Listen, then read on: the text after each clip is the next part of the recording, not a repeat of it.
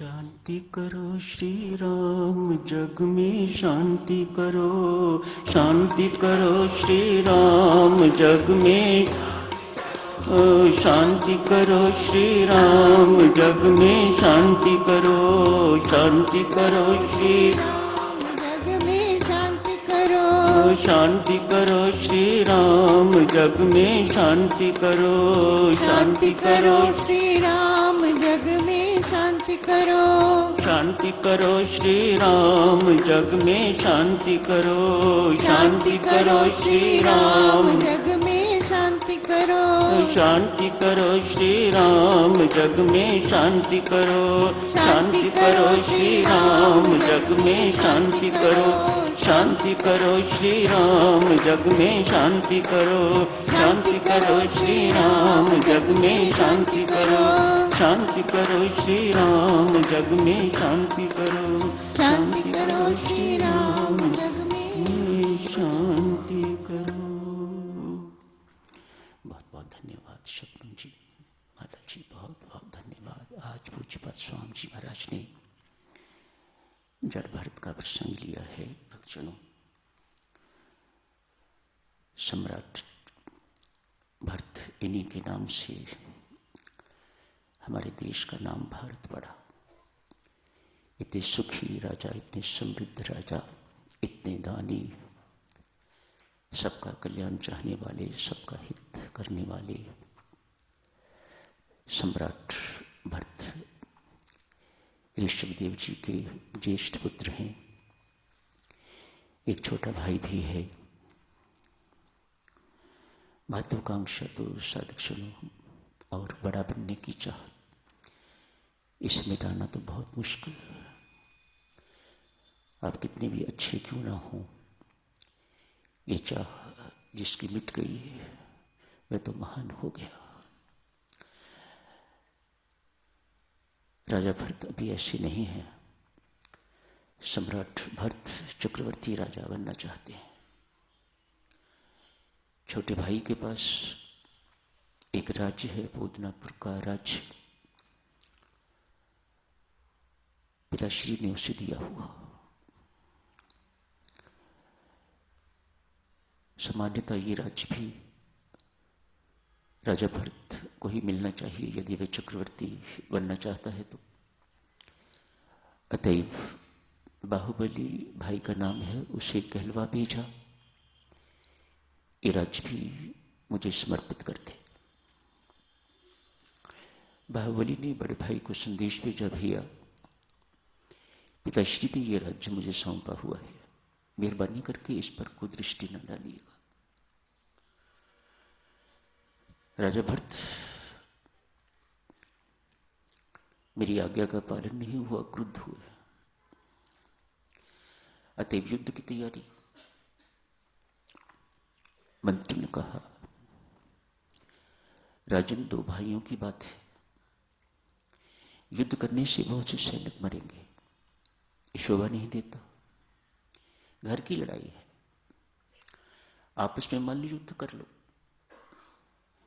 दोनों कुश्ती कर लो आपस में, जो जीत जाए उसका निर्णय स्वीकारो। राजा भरत मान गए। थोड़ी सी भूमि के लिए राजा भरत और छोटा भाई दोनों अखाड़े में हैं। ये किसी को नहीं छोड़ती, बड़ा बनने की चाह। वह भूमि का टुकड़ा, जिस भूमि के टुकड़े ने यहीं रह जाना है, दोनों मर जाएंगे, लेकिन वह भूमि का टुकड़ा, वह राज्य, वो यहीं रह जाएगा। लड़ाई झगड़े तो इन्हीं के लिए होते हैं। कुछ साथ नहीं जाने वाला, लेकिन ये बात इतनी आसानी से समझ में नहीं आती। अतएव लड़ाई झगड़े युद्ध इत्यादि सब चलता रहता है। देखो, दो भाई, वह सम्राट भरत जिनके नाम पर हमारे देश का नाम भारत पड़ा हुआ है, इस वक्त छोटे भाई के साथ कुश्ती करने के लिए, लड़ाई करने के लिए अखाड़े में खड़े हैं। दोनों ने कुश्ती शुरू की, लड़ाई शुरू की। बाहुबली छोटा भी था, बलवान भी था। अतएव इसे दोनों हाथों से पकड़ के तो ऊपर उठा लिया। जैसे ही नीचे जमीन पर पटकने लगा तो भीतर से परमात्मा ने प्रेरणा दी, मूर्ख हो गए हो क्या, भूल गए हो कि ये तेरा बड़ा भाई है। क्या लगता है तेरा राज्य देने में, क्या लेके आया था, क्या साथ लेके जाएगा। परमेश्वर कृपा विवेक जागृत हुआ, बहुत प्रेम पूर्वक भाई को जमीन पर खड़ा कर दिया, खड़ा करके उनके चरणों में प्रणाम किया। भैया मुझे माफ करना, मैं भूल गया था कि तू मेरा बड़ा भाई है, मेरा वंदनीय है, मेरे पूज्य पिता के स्थान पर है तू, मुझे माफ करना। कहते हैं बाहुबली ने उस राज्य में कभी फिर पांव नहीं रखा, छोड़ के चले गए। बड़ा व्यक्ति पैसे से नहीं बनता, महान व्यक्ति पैसे से नहीं बनता, वैभव से ऐश्वर्य से नहीं बनता, सत्ता पद प्रतिष्ठा से नहीं बनता। महान व्यक्ति बनता है सद्गुणों से। व्यक्ति महान बनता है, कल भी आपसे अर्ज की थी, व्यक्ति महान इसलिए नहीं है कि उसने कितना संचय किया है, व्यक्ति महान उससे है कि उसने बांटा कितना है। जितना जिसने बांटा उतना वह महान। जितना जिसने प्रेम किया, प्रेम बांटा दूसरों को, छोटों को प्यार दिया, बड़ों का आदर सम्मान किया, इन सब सद्गुणों से व्यक्ति महान बनता है। दूसरों के हित के अतिरिक्त और कुछ ना सोचने वाला महानतम बन जाता है। पैसे से नहीं, सत्ता से नहीं, पद प्रतिष्ठा से नहीं।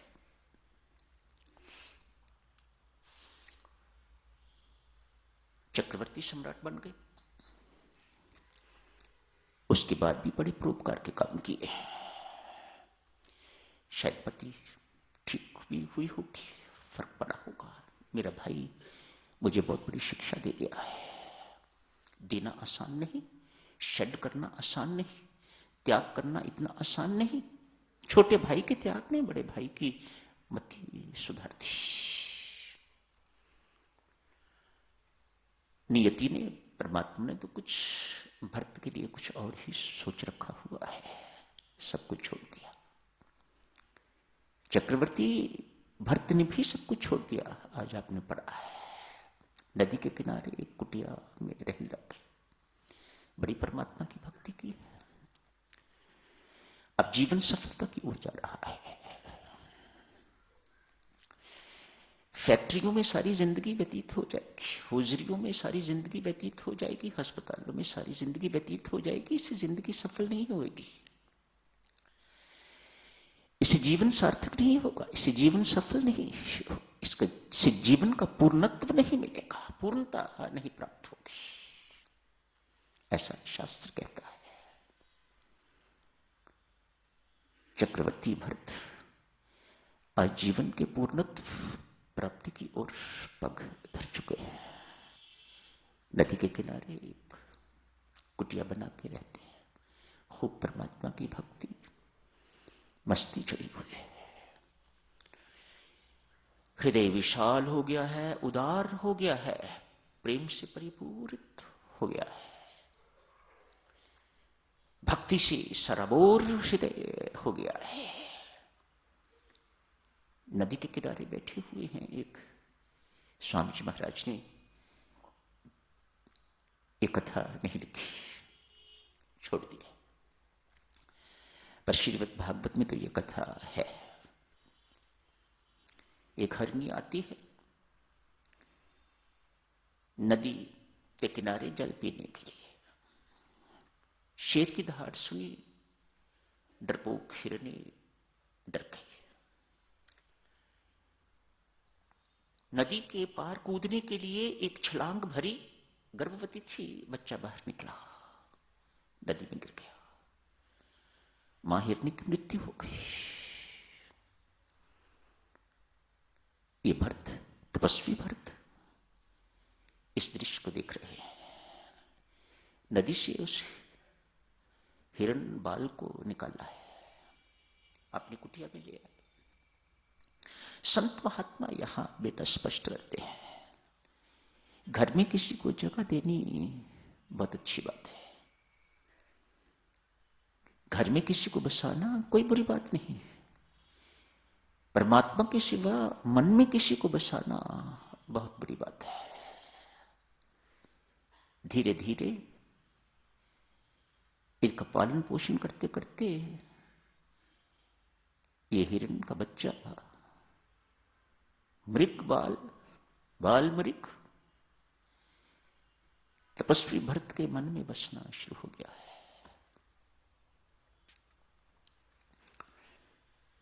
ये भरत उसको देखे बिना रह नहीं सकते। ऐसी बुरी हालत हो गई, ऐसी बुरी हालत हो गई, साधना शेष फीकी बिल्कुल। इतना आसक्त हो गए भरत जी उस बाल्मीकि के प्रति।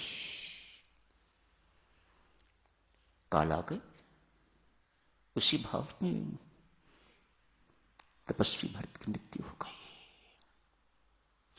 बन गई मृग। अपनी वासना के अनुसार, अपनी आसक्ति के अनुसार, परमेश्वर के विधान के अनुसार एक तपस्वी भरत आसक्ति के कारण, पिछले दिनों आसक्ति की चर्चा चली थी, देखो कितनी बलवान है। उस आसक्ति के कारण हिरणी के गर्भ में चले गए। ज्ञान मरता नहीं, ये डॉक्टरी नहीं जो इसी जन्म में सब खत्म हो जाएगी।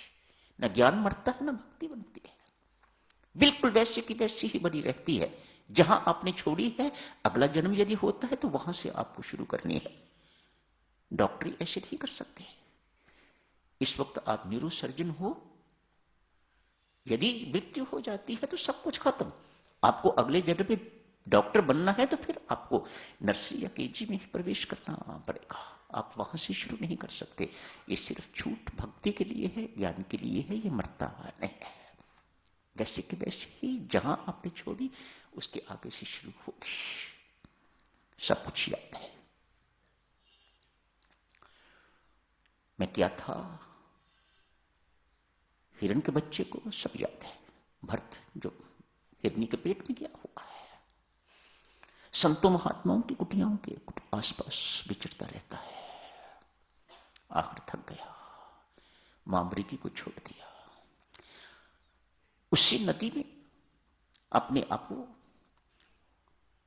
आदि शरीर को पानी में डुबो के मार दिया, खत्म कर दिया। अब किसी ब्राह्मण के घर पैदा हुए हैं। आगे की कथा जब जड़ भरत बनते हैं तो यहां से शुरू होती है। बीच का पोर्शन स्वामी जी महाराज ने छोड़ा हुआ है, पर श्रीमद् भागवत में बहुत स्पष्ट उसका वर्णन है, बखान है। एक पागल की तरह घूमते हैं, अनपढ़ की तरह बिल्कुल घूमते हैं। न स्कूल जाने को मन है, न कुछ सीखने को मन है, कुछ करने को मन नहीं है। प्रबल संस्कार सारे के सारे साथ, जड़ की तरह घूमता है। बाप विद्वान है, 6 महीने में अपने पुत्र को, इस जड़ भरत को गायत्री मंत्र याद नहीं करवा सके। He is no more interested.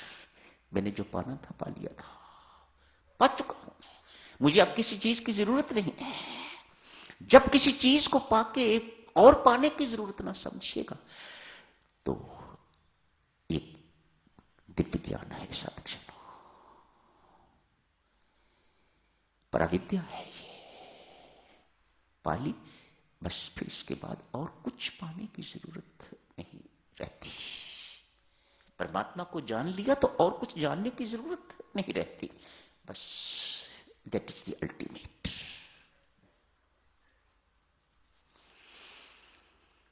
पागलों की तरह घूमते हैं, लोग इन्हें पागल समझते हैं।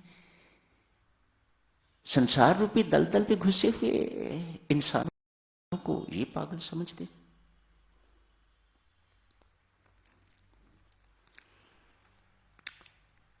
डाकुओं का सरदार पुत्र प्राप्ति के लिए भद्रकाली के मंदिर में एक नर बलि देने का वायदा किया है मां के साथ।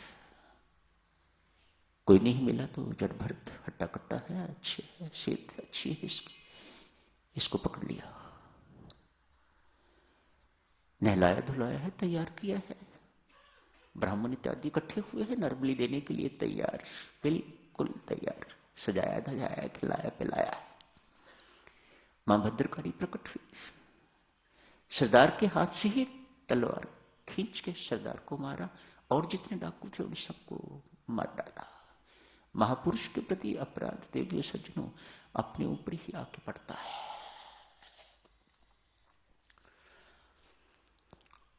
आगे की कथा आपने पढ़ी है, राजा रहुगुण के साथ सारी कथा स्वामी जी महाराज ने लिखी है। राजा रहुगुण को जड़ भरत उपदेश देते हैं जो आज आपने पढ़ा है, तो इसके साथ ही समाप्त करने की इजाजत दीजिएगा।